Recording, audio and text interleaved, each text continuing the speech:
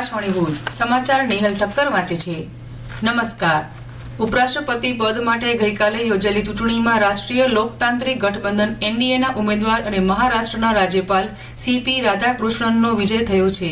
રાજ્યસભાના મહાસચિવ પીસી મોદીએ આ અંગે માધ્યમોને માહિતી આપતા કહ્યું કે ઉપરાષ્ટ્રપતિ પદ માટે એનડીએના ઉમેદવાર સીપી રાધાકૃષ્ણનને 452 મત મળતા ઉપરાષ્ટ્રપતિ માટે તેમની પસંદગી થઈ છે, જ્યારે ઉપરાષ્ટ્રપતિ પદ માટે વિરોધ પક્ષના ઉમેદવાર બી સુદર્શન રેડ્ડીને 300 મત મળ્યા છે। સુરત શહેરને સતત બીજા વર્ષે સ્વચ્છ વાયુ સર્વેક્ષણ માટે રાષ્ટ્રીય પુરસ્કાર મળ્યો છે। સમગ્ર દેશમાં સ્વચ્છ વાતાવરણ ધરાવતા શહેરોમાં સુરત શહેરે ત્રીજું સ્થાન મેળવ્યું છે।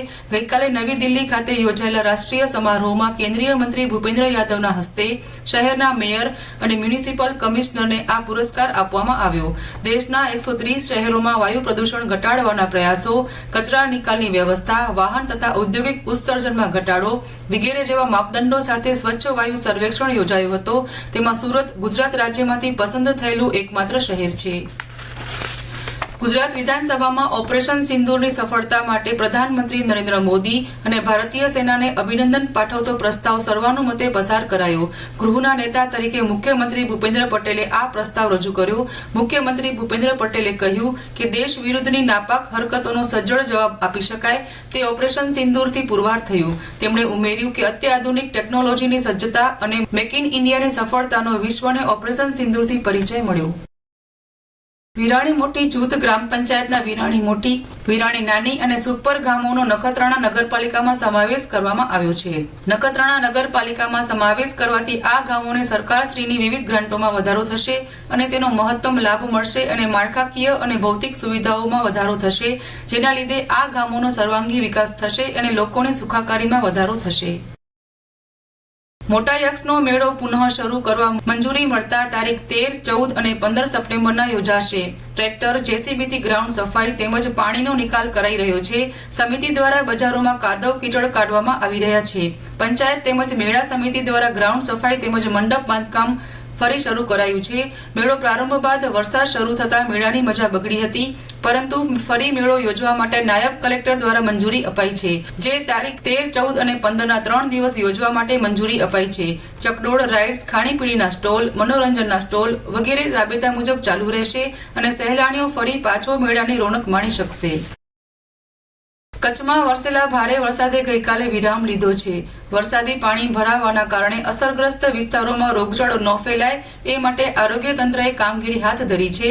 રાપર અને ભચાઉ તાલુકામાં 154 જેટલી ટીમ દ્વારા દવા છંટકાવ, ક્લોરિનેશન, મચ્છર ઉત્પત્તિ સ્થાનનો નાશ કરવા સહિતની કામગીરીને વેગવંતી બનાવવામાં આવી છે। મુખ્ય જિલ્લા આરોગ્ય અધિકારી ડોક્ટર મિતેશ ભંડેરી અને રોગચાળા નિયંત્રણ અધિકારી ડોક્ટર કેશવ કુમારે માહિતી આપતા જણાવ્યું હતું કે રાપર અને ભચાઉ તાલુકા ઉપરાંત ભુજના બંને પશ્ચિમ વિસ્તારમાં ભારે વરસાદ પડતા પાણી અને મચ્છરજન્ય રોગચાળો ફાટી ન નીકળે એ માટે વિશેષ કવાયત હાથ ધરવામાં આવી છે। ભુજ શહેર અને ગ્રામ્ય વિસ્તારમાં સતત વધારો થતો હોવાથી પશ્ચિમ ગુજરાત વીજ કંપની હસ્તકના વીજ ગ્રાહકોની સંખ્યા પણ વધતા તેને પહોંચી વળવા હવે ભુજ ગ્રામ્ય પેટા વિભાગની વધારાની કચેરી મંજૂર કરવામાં આવી છે। પીજીવીસીએલના ભુજ શહેર અને ગ્રામ્ય વિસ્તારમાં વીજ જોડાણોની માંગ વધતી જાય છે। દેશલપર અને ભુજ ગ્રામ્ય સબ ડિવિઝન અને ભુજ શહેરમાં સિટી 1, સિટી 2ની કચેરીઓ કાર્યરત છે, પરંતુ ગ્રાહકો વધતા કામગીરીનું ભારણ વધ્યું હોવાથી તેને પહોંચી વળવા હવે ગ્રામ્ય 2ની કચેરી મંજૂર થતા ભુજ શહેર, ગ્રામ્ય અને દેશલપરની પેટા કચેરીના અલગ ભાગ કરવામાં આવશે તેવું કાર્યપાલક ઇજનેરે જણાવ્યું હતું। કચ્છી કલાકારોની હસ્તકલા તેમજ વસ્ત્રકળાને પ્રોત્સાહન પૂરું પાડવાના હેતુથી આવતીકાલથી 2 દિવસ માટે ભુજ હાટ ખાતે કલા ઉત્સવ યોજાશે। આ કલા ઉત્સવમાં 40 જેટલા કારીગરો પોતાની કળાનું પ્રદર્શન સહ વેચાણ કરશે। આ કલા ઉત્સવના ઉદ્ઘાટન સમારોહમાં ભુજના ધારાસભ્ય, જિલ્લા ભાજપ અધ્યક્ષ, નગર અધ્યક્ષા તેમજ પશ્ચિમ કચ્છ જિલ્લા પોલીસ અધિક્ષકની વિશેષ ઉપસ્થિતિમાં આવતીકાલે કલા ઉત્સવ મેળો ખુલ્લો મુકાશે। એશિયા કપ ક્રિકેટ જંગનો ગઈકાલથી આરંભ થયો છે।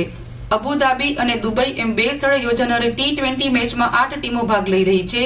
ભારત આજે દુબઈ ખાતે સંયુક્ત આરબ અમીરાતની ટીમ સામે તેના જંગનો આરંભ કરશે। મેચ ભારતીય સમય મુજબ રાત્રે 8 વાગે શરૂ થશે। તો આ સાથે સમાચાર પૂરા થયા। નમસ્કાર।